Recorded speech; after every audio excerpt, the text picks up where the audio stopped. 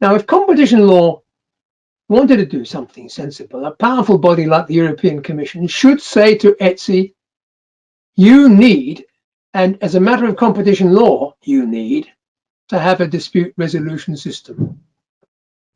That would be what's wanted.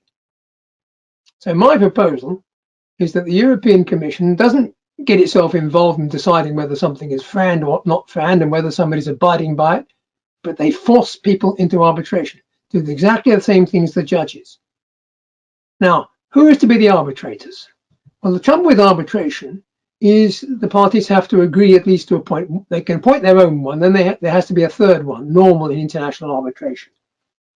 It would be sensible if there was an established panel of FRAND experts and lawyers who could be the arbitrators. And I would like to see probably a 5-man panel. And you may say that's very expensive. Well, it is very expensive by some standards, but not by the kind of money talked about in this industry. It's peanuts. And it's probably peanuts compared with multi-jurisdiction litigation. And it's faster and quicker, and everybody will be better off. And another thing which I think the competition authorities should be looking at is the problem of non-payers. Because it's not fair on the payers that the non-payers are not paying.